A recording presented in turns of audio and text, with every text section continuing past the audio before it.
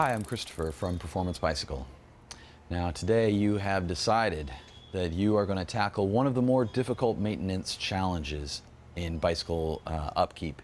That is cable replacing.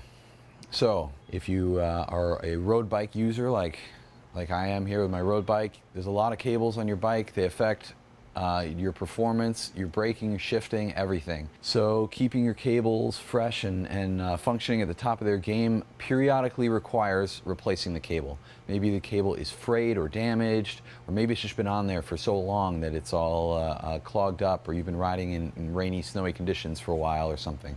One way or the other, you've decided you're going to tackle this. Now, don't be afraid to bring this one by your local shop. This is a great thing to let your Performance Bicycle spin doctor and mechanic take care of for you. But that being said, you're past that point now. You're ready to tackle it yourself.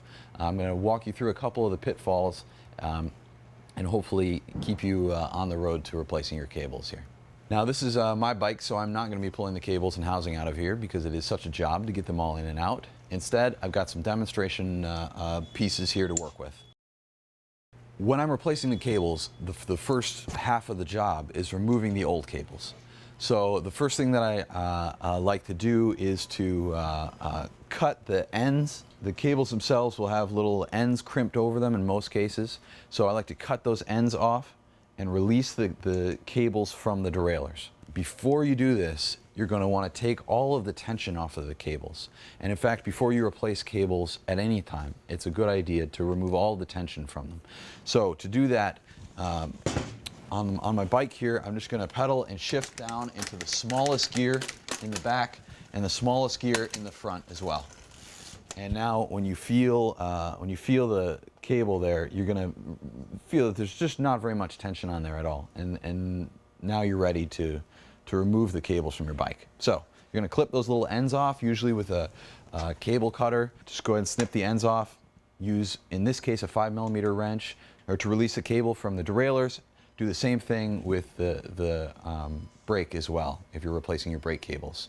Just clip the end off and detach the cable from the brake. And now you get to the hard part. So the next step is getting the cables out of the shifter itself. It's easy enough to pull them off of the bike. They're stuck in there pretty easily, but getting them to release from the shifters can be a challenge, and every shifter is different.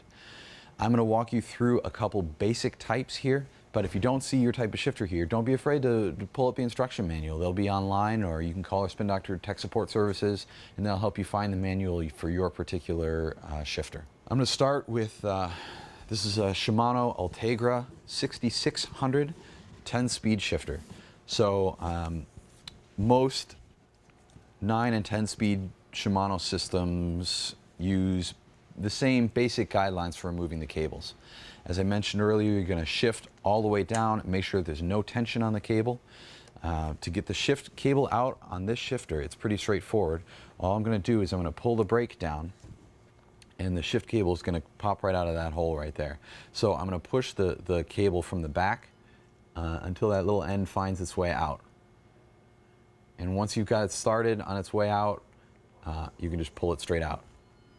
Now, because I've already released it from the derailleur, there's no tension on the cable, so that's why I can pull the housing away a little bit from the shifter to find that little backing to push with. So then you just go ahead and pull the cable, and out it comes. And then you can, the housing will be completely detached once the cable's out. There's nothing holding the housing in place, so you can pull your housing out at that point as well. To remove the brake cable, the action is basically the same. You're going to pull that brake again, and as soon as you pull it back, you can probably see the end of the brake cable already in there. I'm going to try to move it here. There, it's come free, a little mushroom-shaped guy down in there. A lot of times this is going to butt into the shifter itself at this point. Sometimes it'll slide right out pretty easily for you. Most of the times that's not the case.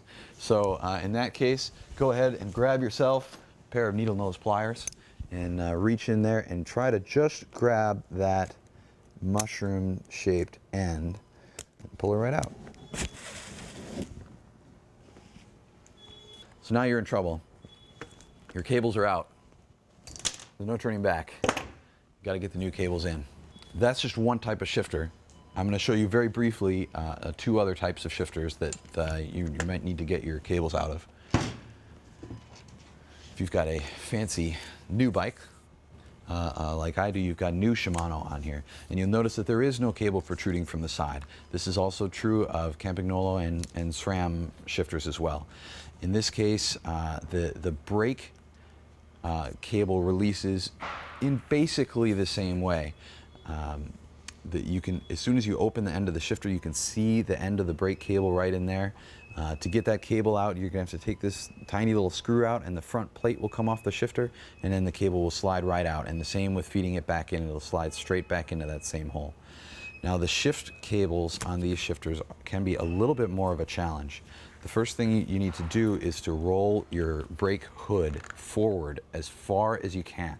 Once you've rolled it all the way forward, you're going to notice on the outer edge of both shifters, there's a little hole down here at the bottom, and believe it or not, that is where your cable is going to come out of. So again, the first thing you're going to do is shift it down until there's no more cable tension on there. And so then once you've got all the tension off your cable, you're just going to push the cable, you're just going to back feed that cable a little bit, and hopefully it'll pop right out of that hole as long as your hood is out of the way. And then you can just pull the cable the rest of the way out. And feeding it back in is the same process, just in reverse. You want to pull your hood forward and feed that cable back up through that same hole. If you're not a road guy, generally speaking, you have things a little bit easier because your shifters and brakes are going to be in components. So you'll be dealing with just a shifter instead of an integrated brake shifter unit in most cases. For most mountain shifters, there's a screw on the inside of the shifter. It's just a little plastic screw that you're going to have to remove before you can get the cable out. Once that little screw comes out of there, then same idea, shift down so there's no tension on it, back feed the cable, and it'll pop right out of that hole. Don't lose that little screw. You're going to want to put it back in later. It won't actually harm the performance of the shifter if you don't put it in, but it just kind of keeps all the gunk out of the shifter. It keeps it working properly, so hopefully you don't have to replace cables too often.